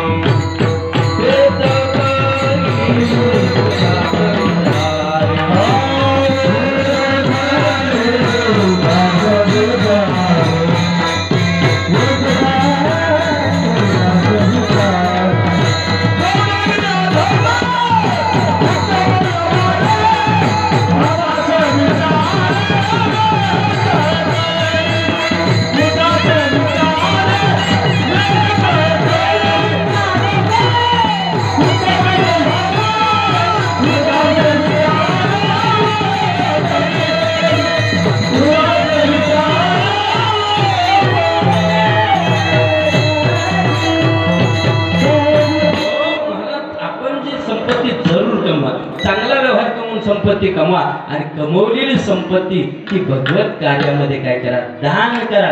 उदास वृत्तीनं दान करा. उदास वृत्तीनं काय काय आपल्याला करता येईल लक्षात ठेवा. बघा, आपण सुंदर अशा प्रकारचं या ठिकाणी मंदिर बनवलं, त्या मंदिरासाठी आपल्या घरातील देणगी ही दिल्याच केली पाहिजे. बघा ना महाराज, ही मंदिर आजची मूर्ती पाहिली आणि मूर्ती पाहून इतका आनंद वाटला. असं वाटलं पंढरपुराच्या मंदिरात काय खूप सुबक आणि सुंदर मूर्ती बनवली महाराज. आणि ज्या दात्याने ती मूर्ती दिली, मला वाटतं आपल्या सप्ताह कमिटीचे अध्यक्ष, त्यांनी ही मूर्ती लक्षात ठेवा दिलेली आहे. महाराज, जो भगवंताची मूर्ती दान करतो लक्षात ठेवा त्याला वैकुंठ भुवनी घर केले असं भागवतामध्ये वर्णन केलं. म्हणजे एकनाथी भागवतामध्ये असं जो मंदिर बांधतो, मंदिरासाठी जे ज्या ज्या गोष्टी दान दिल्या जातात त्या दानाचे वेगवेगळे फळं त्या भागवतामध्ये सांगितलं. लक्षात ठेवा. लक्षात ठेवा, कोणाला काहीच नाही करता आलं, मंदिर नाही बांधता आलं, तुमची परिस्थिती नाही, तुम्ही मंदिराचे नुसतं अंगण जरी झाडून काढलं तरी तुम्हाला वैकुंठाला देव नेल्याशिवाय राहणार नाही. म्हणून लक्षात ठेवा, आपण सत्कार्यामध्ये काय केलं पाहिजे, आपण काही ना काही दान केलं पाहिजे. अध्यक्षांची मला आठवण झाली, मूर्ती पाहिल्यामुळे महाराज त्यांनी खूप मोठं योगदान त्या ठिकाणी केलेले, सोबत अशा प्रकारची मूर्ती दिली. आणि आपल्याला सुद्धा या मंदिरासाठी जे जे देत आहेत आपण ते दिलं पाहिजे. असं दान आपण केलं तर ते सात्विक दान ठरणार आहे. आणि सात्विक दानाने भगवान परमात्मा काय होतो, प्रसन्न अशा प्रकारचं होतो. म्हणून महाराज म्हणतात, आपण धन कमवा जोडून या धन, उत्तम व्यवहारे उदास विचारे वेच करे. पण आपलं असं लक्षात ठेवा, आपण पैसा भरपूर कमवतो, कमवावा वाटतो, पण दान करावं वाटत नाही. माणसाचं असं झालं लक्षात ठेवा, माणसाचं असं झालेलं पैसा भरपूर कमावा वाटतो पण कवडी दान करायला तयार नाही राहत महाराज. कवडी दान करते. आपल्याकडे एक म्हण आहे बघा, माणसं लक्षात ठेवा त्या धनासाठी लक्षात ठेवा प्राण द्यायला तयार आहे पण धन द्यायला तयार नाही. कबीर महाराजाचं एक म्हणणं बघा, चमडी जाय मगर दमडी न जाय. पैसा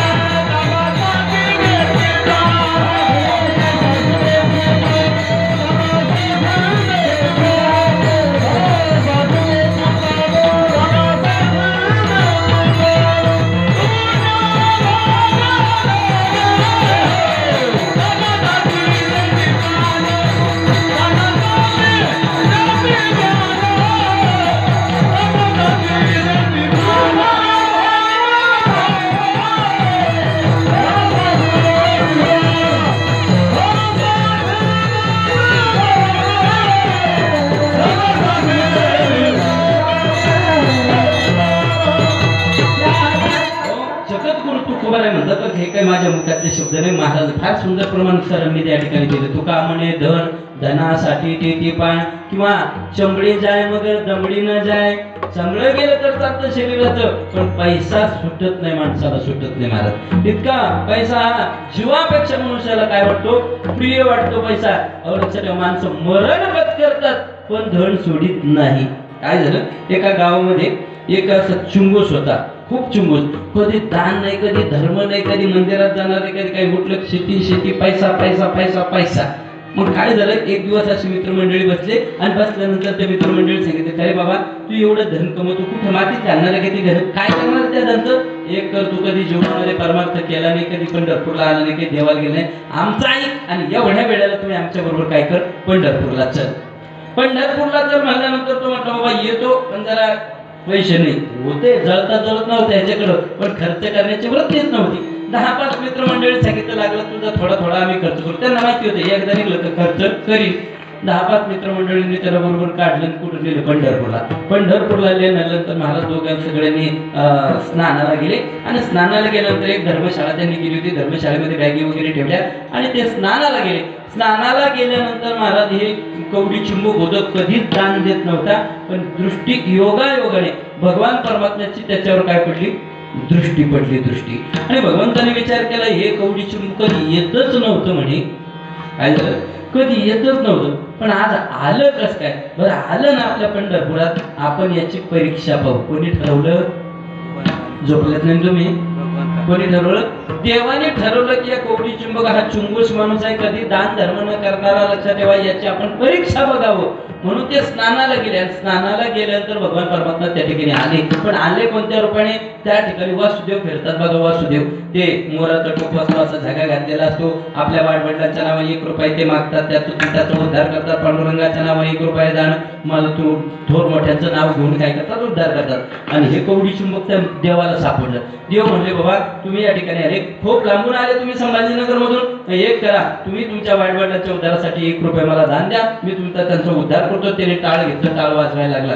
पण याला वाटत होतं की 1 रुपया आपला जाऊ नये, म्हणून त्यांनी काय केलं, म्हणे बाबा तुम्हाला मला 1 रुपया गण द्यावा वाटतं, पण गंमत अशी झाली की त्याला चोट्टे राहतात, वाळ म्हणतात, मी काही पैसे इथं आणले नाही. बरोबर, आमची धर्मशाला इथून 1-1.5 किलोमीटर गजानन बाबा मंदिराच्या पलीकडे, आणि आषाढी वारी तुम्हाला माहिती, माणसाला नीट चालता येत नाही तिथं, आणि 1 रुपयासाठी माणूस 1-1.5 किलोमीटर येईल का त्या पंढरपुरात? त्यांनी काय केलं, त्या वसुदेवाला म्हटले, बाबा तुम्हाला जर पैसे, तुम्ही तर मला इथे 1 रुपया मागतात, तिथं जर कधी आले मी तुम्हाला 2 रुपये देईन. त्यांनी सांगितलं तुमचा पत्ता सांग, मी बरोबर येतो तुमच्या दर्शय. याला वाटलं एवढे धक्के खतकशा मला येईल, एवढ्या लांब हा व्यक्ती 1-1.5 किलोमीटर, त्यांनी लगेच पत्ता त्याला देऊन टाकला. त्यांना माहिती होती एवढे धक्के खाऊन येत नाही. हे गेलं महाराज, स्नान वगैरे केलं, याला काही 1 रुपयाच वाटला नाही. तिथं गेल्यानंतर त्या ठिकाणी त्यांनी कपडे वगैरे वाळायला टाकले आणि आपल्या पेटीजवळ पिशवीजवळ जाऊन बसतो. पहा आता काय, तो वसुदेव आला ना, आल्यानंतर लक्षात ठेवा, पांडुरंगाच्या नावानं 1 रुपया दान, याचं तर टाळकट तुटलं. तो म्हणला, बाबा हे नक्की मागत लागलं म्हणे, वाळवंट सोडून इथं आलं.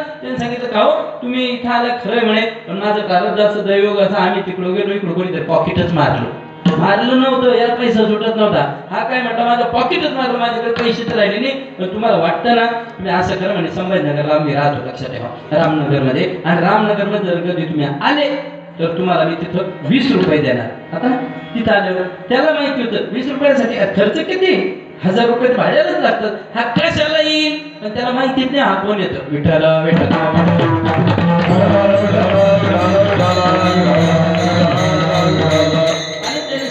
ठीक आहे, तुमच्या रामनगरचा मला पत्ता द्या, जर कधी नाही आलो तो पुढच्या वर्षी 10 वर्षांनी 20 वर्षांनी कधीतरी येईन तुमच्याकडून 10 रुपये घेऊन जाईल. आणि म्हणून त्याने काय केलं महाराज, त्याला पत्ता वगैरे दिला, त्याला माहिती आहे काही येत नाही, आणि आपल्या मित्रमंडळी बरोबर घराला कोणी 5 पैसे खर्च केले नाही. त्याने मित्राला खर्च केलेले वासुदेव एवढ्या मागे लागला, पण 1 रुपया त्याने काही सोडला नाही. आला तसंच घरी महाराज बाईवर बनायला सांगायला, असं पाहिलं, हे केलं ते केलं. एक वासुदेव भेटला, त्याला तर असं उल्लू बनवलं, नेमकं लक्षात ठेवा. रात्र झाली, संध्याकाळी आला, डब्बा छप्पा आणल्या, सकाळी उठलं तोंडे घेत व्हायला लागलं. वासुदेव हजारनं त्या गल्लीनं, काय ते गल्लीत असं तोंड धुत होतं, वासुदेव दिसलं, तो म्हणला, अरे वासुदेव विचित्र कसं होणे, 10-20 रुपयासाठी काय संभाजीनगर आलं म्हणते, असं कर म्हणे, आता हा काही माझा पिक्चर सोडत नाही, आता असं सोडणारच नाही म्हणे, आपण एक नाटक करतो, मी मरायचं नाटक करतो, तू रडायचं नाटक कर, तू रडणं ऐकलं मरणं पाहिलं जाईल म्हणले निघून.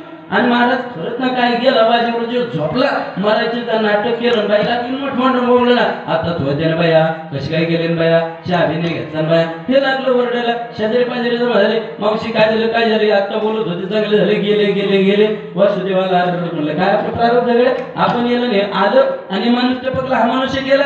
आणि जाऊ द्या, माणसाने कोणी कोणत्या कार्यामध्ये नाही गेलं तर चालतं, पण मग तिला जरूर जावं, आपण आलो त्याची मातीच करून जाऊ. पण ते वासुदेव म्हणायला लागला आता येऊ नये आलो आपण एवढ्याला माताची मातीत फिरून जाऊ लक्षात ठेवा माणसाने सुखदुःखामध्ये सहभागी झालं पाहिजे आणि ते ठीक आहे आता मूत होईल आणि मग नंतरच आपण जाऊ हा बायकोळ म्हणतो गेला की नाही असं बोलायचं ते आणि महाराज ते लोकांना माहिती झालं गेलं म्हणून लोकांनी काय तयार केलं माझं मडकं फडकं सुतळी बांबू भिंबू सगळं आणल्यानंतर बळजबरी जाऊ उचललं नाही जातो हा टाईट झाला बोललं ना त्याला माहिती आहे जर कधी आपण उठलो पैसा जाईल कशाला उठायचं बघू म्हणले जोपर्यंत वासुदेव जात नाही तोपर्यंत पाठ्या उठतच नाही लोकांनी उचललं ताटी बिटी बांधले रामवलं वैरामलं गेले स्मशानभूमीमध्ये स्मशानभूमीत त्याचं पोरग होतं त्याने ते पाणी वगैरे फिरवल्यानंतर लक्षात ठेवतो अग्नी लावला त्याला ते काही मेलेलं नव्हतं बरं का नाटक होतं त्याचं ते अग्नी लावला आणि अग्नी लावल्यानंतर देव म्हणले काय माणूस पहिला पठ्ठ्या भेटला बा म्हणे आपल्याला अरे बाबा हा मरायला तयार आहे तुकोबाराच्या प्रमाणे पण तू का म्हणे धनासाठी देते प्राण हा मरायला तयार आहे पण 1 रुपयाला सोडायला तयार नाही सगळे लोक त्याचे पाहुणे रवळे ओळखी पालखीचे बसलेले वासुदेव बाजूला होता वासुदेवनं जोरात आवाज ठोकला आणि जोरात म्हणाला की बाबा अरे पैसा नका द्यायचं तर नको देऊ तुझा रुपया सुटला म्हटल्यानंतर यांनी जोरात आरूळ दिली म्हणजे पट्ट्या उठला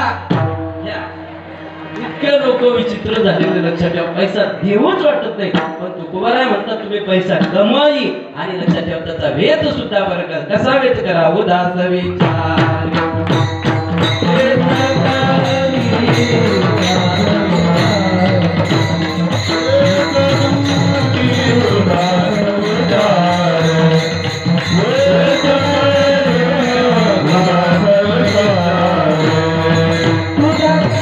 जोडून या धन उत्तम व्यवहारे उदास विचारे वेच करी अशा पद्धतीने कमवलेला पैसा आपण जर सत्कार्यामध्ये दान केला कसा दान करावा त्या दानाचं सुद्धा महत्व सांगितलं ज्ञानेश्वरीमध्ये दातव्यमिती यद्दानम दीर्घेनुपकारिणे देशे कालेचे पात्रेच तद्दानम सात्विकम स्मृतम आता अखंड हरिनाम सप्ताहासारखा सप्ताह चालू आहे हे पवित्र कार्य भगवत कार्यामध्ये कोणी अन्नदानाची सेवा करा कोणी काही वेगवेगळ्या रूपाने आपण काय केलं पाहिजे त्या ठिकाणी दान दिलं पाहिजे अजून कुठं दान करावं पवित्र पंढरपूर सारखं तीर्थक्षेत्र आहे काशी सारखं तीर्थक्षेत्र आहे कुंभमेळा सारखा पवित्र पर्वकाळ आहे अशा ठिकाणी केलेलं दान हे सात्विक दान अशा प्रकारचं ठरतो आणि असं केलेलं दान माणसाला उत्तम गतीला प्राप्त करून देतं अभंगाचं दुसरं जेवण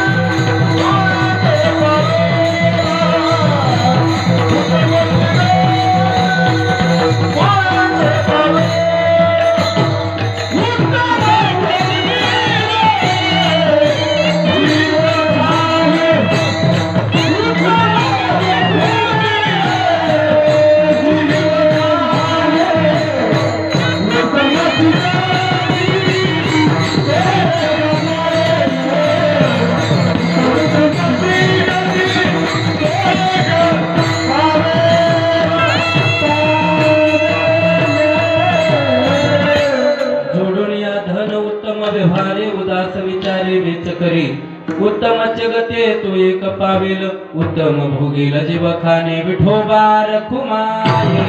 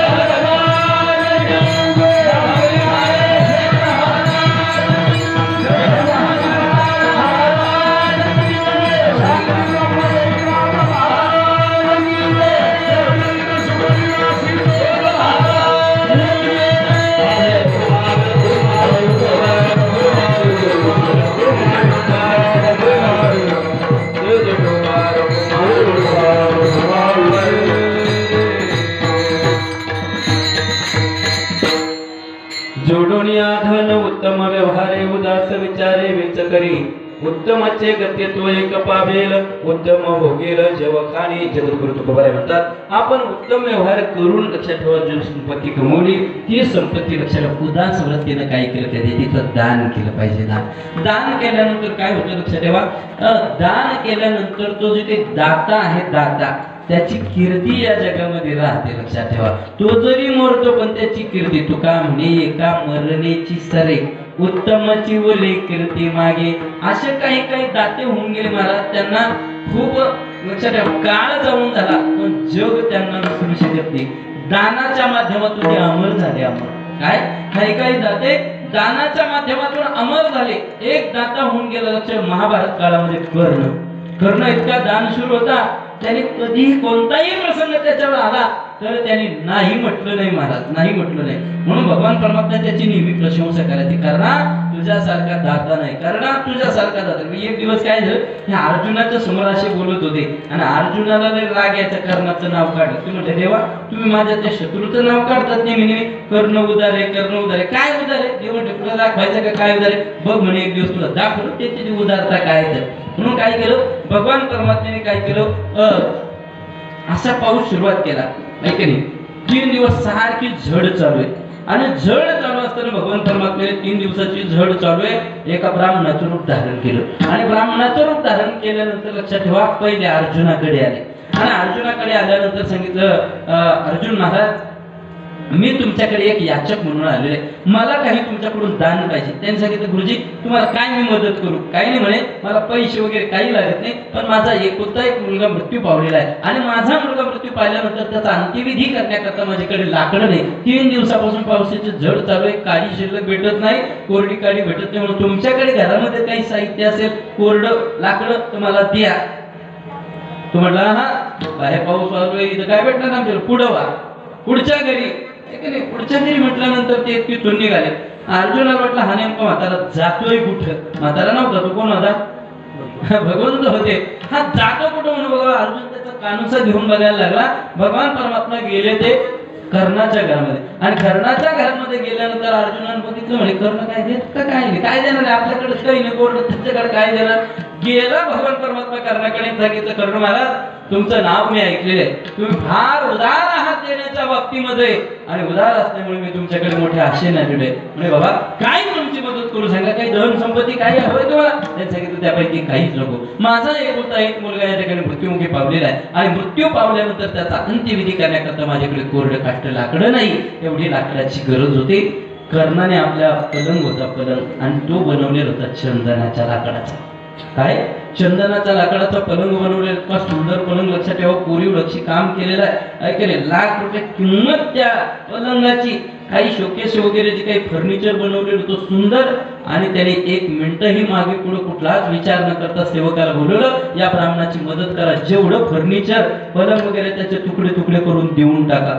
त्याने त्याच वेळेला लक्षात ठेवा सगळे तुकडे वगैरे जमा केले आणि त्या ब्राह्मणाच्या वगैरे ब्राह्मण आला कुठून अर्जुनाच्या दरवाज्यावर.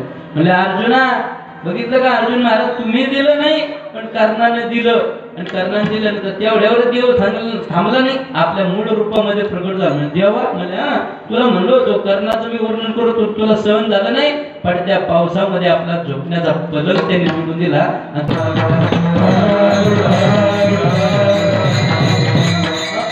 उदार महाराज असे अनेक उदार होऊन गेले लक्षात ठेवा. त्यापैकी अजून एक व्यक्ती उदार होऊन गेला लक्षात ठेवा तो म्हणजे बळीराजा. बळीराजाचं उदाहरण सांगितलं जातं.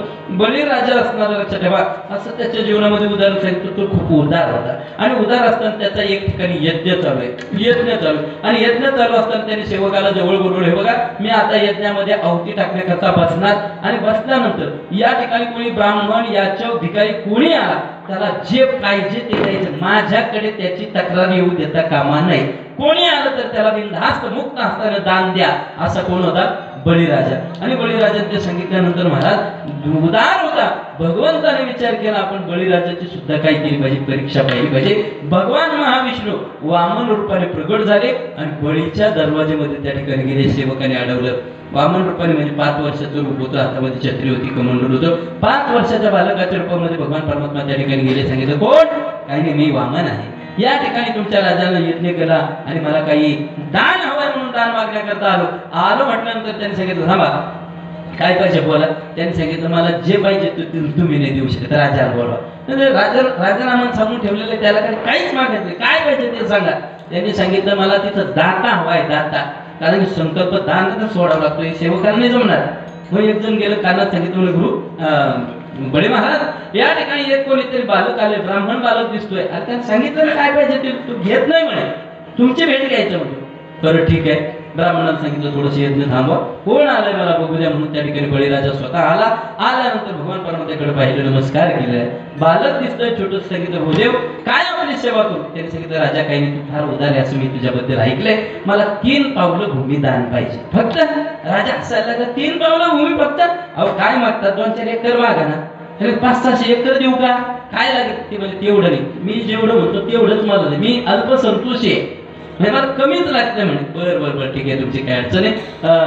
मग माझ्या पावलांना मोजून देऊ का तुमच्या पावलांना का मोजू म्हणे. माझ्याच पावलांना मोजू. अहो तुमच्या पाहिलं किती 30 लहान लेकरू तुम्ही, 5 वर्षाचं बालक त्याचे पाय लहान आणि आपले भसाड्याचे भसाडे, मोठ्या माणसाचे पाय मोठे राहतात ना. त्यांनी सांगितलं माझ्या पावलांना मोजून दिलं तर जास्त येईल आणि तुमच्या पावलांना मोजलं तर कमी येईल. त्यांनी सांगितलं कमी आलं तर चालतं, मला तेवढंच मान्य, पण तुमच्या पावलाने नको. भगवान म्हटलं ठीक आहे, पण दान देत असताना लक्ष माझ्याच पावलेने दान घेईन आणि पहिला संकल्प करा आणि नंतर दान द्या. आणा म्हणे कमंडलू. त्या ठिकाणी गेले, गडबडच होते ते कमंडलू चालत. तेवढ्यामध्ये शुक्राचार्य आले, बळीचे गुरु. त्यांनी सांगितलं बळी काय गडबड, काही नाही म्हणे. एक कोणीतरी ब्राह्मण पुत्र या ठिकाणी दान मागण्याकरता त्याला दान द्यायचं म्हणून संकल्प सोडायला चालू. ते म्हणले थांब मला भाऊ दे. शुक्राचार्य त्याच्याबरोबर आहे. शुक्राचार्याने नजर टाकल्या बरोबर ओळखलं बळी. अरे याला कानात सांगतात बरं, समोर बोलता येते ना समोरच्या माणसाला. तो म्हणला तर बाबा याला द्यायचं, हाकवून देऊ दे ना असं होतं ना. त्याला कानात सांगितलं बळी याला तू दान देऊ नको, हा महाविष्णू आहे आणि हा तुला कंगालपती बनवल्याशिवाय राहणार नाही, तुला भिकारी बनवेल, भिकेला लावेल. कोण आहे, महाविष्णू. आणि देव जर माझ्या समोर हात पसरायचा असेल, गुरुदेवा तुम्ही सारखा देव जर हात पसरत मी नको काऊन नाही म्हणू, मी नाही म्हणणार, मी देणारच. त्या गुरुजीला त्याची दया आली. गुरुजीला असं वाटलं संकल्प जोपर्यंत होत नाही तोपर्यंत दान पूर्ण होते, म्हणून त्या गुरुजीने सूक्ष्म रूप धारण केलं आणि ते पाण्याची जारी होती त्याच्यातच जाऊन बसले. त्या डोळ्यानं पाहिलं आता कसं काय पाणी टाकीन, ते पाणीच पडे नाही गेलं. भगवंतानं सांगितलं महाराज त्याच्यामध्ये काहीतरी घाण अडकली, असं करा एखादी काडी घ्या त्याच्यामध्ये घाला आणि ती जी काही घाण असेल ती बाजूवर होईल, पाणी माझ्या हातावर पडेल. घाण नव्हती. याचाच गुरु काय करत होता, सूक्ष्म रूपाने डोळ्याने पाहत होता. त्याने ती काडी घेतली आणि काडी घेतल्यानंतर त्या झारीच्या तोंडामध्ये टाकली. टाकल्याचा परिणाम महाराज त्या जो काही शुक्राचार्य होता त्याचा डोळा फुटला. शुक्र केला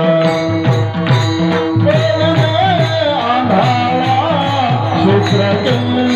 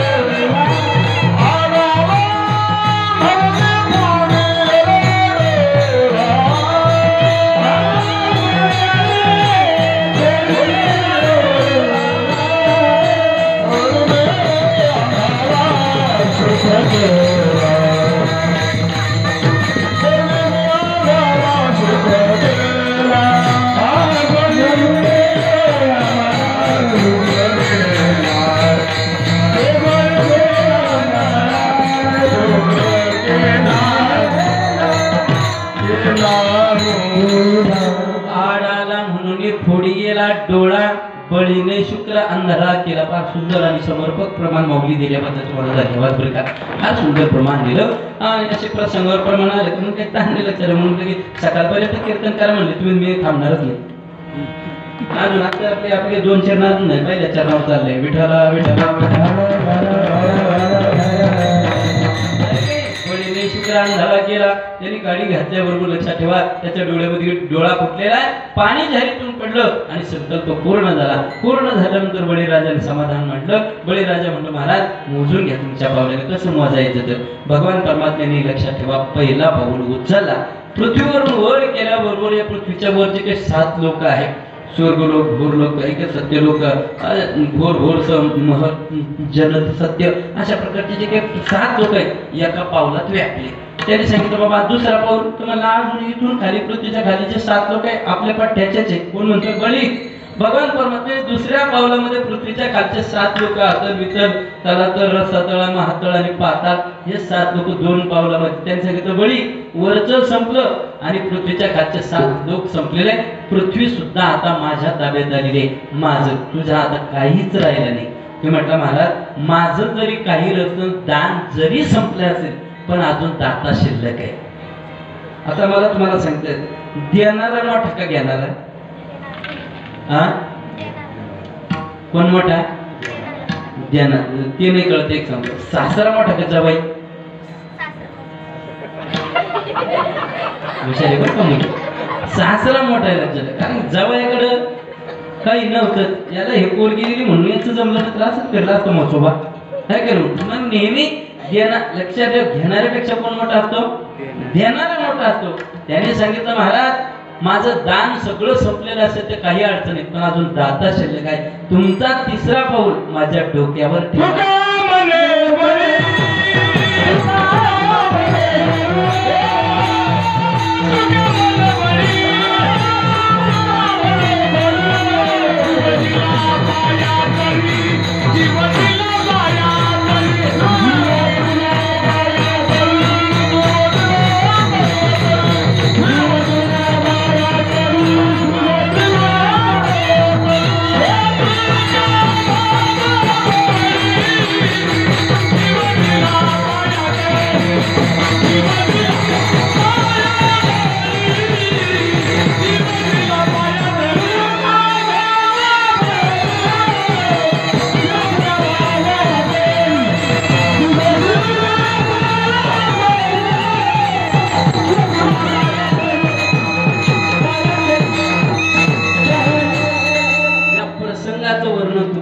तुका म्हणे बळे जीव दिला पाया तळे.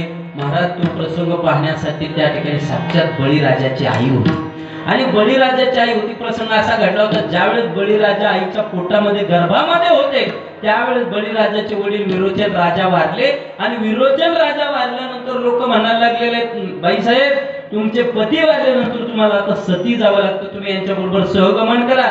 पण ती म्हटले मी सती जाणार नाही कारण शास्त्र असं सांगते जी स्त्री गर्भवती आहे गर्भवती स्त्रीला सती जाण्याचा अधिकार नाही. मला जीवन जगायचंय आणि मला एका मुलाला जन्म द्यायचा आहे. आणि महाराज त्या मुलाला जन्म दिला. त्या मुलाचा तो प्रसंग पाहिला. माझ्या मुलाच्या समोर देव सुद्धा हात पसरतो. तिला इतका आनंद झाला तिच्या मुखातून शब्द बाहेर पडले. बळीराजाची आई म्हणते भली हुई सती नहीं गई विरोचन के साथ, भली हुई सती नहीं गई विरोचन के साथ, ऐसा पुत्र पैदा किया कि प्रभु पसारे हात. देवाने सुद्धा माझ्या मुलाच्या समोर हात पसरावं यापेक्षा माझं कोणतं परम भाग्य आहे महाराज. असा दाता असावा. आणि जगद्गुरु तुकोबाराय म्हणतात आपण असं दान जर केलं उत्तमचे गती तो एक पावेल उत्तम भोगील जीव खाणे ज्ञानेश्वर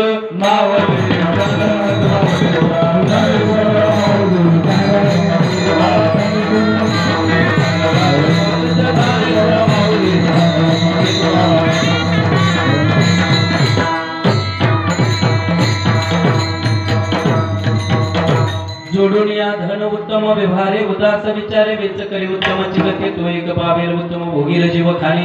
आपल्याकडे आलेला पैसा त्यांनी काय करावं परोपकारे नेणे परनिंदा परनिंदा कोणाची गरुड आहे परस्त्रिया सदा बहिणी माया. अजून काय करावं भूत दया गायी पशुचे पारण तानिरा जीवन वना माझे. आणि जीवनामध्ये राहत असताना शांती रूपे नव्हे कवनाचा वाईट चिंतू नये कवनाचा वाईट वाढवे महत्व वडिलाचे. आणि आश्रमाचं फळ ग्रस्ताश्रमाचं फळ जर काय असेल तर वर तुका म्हणे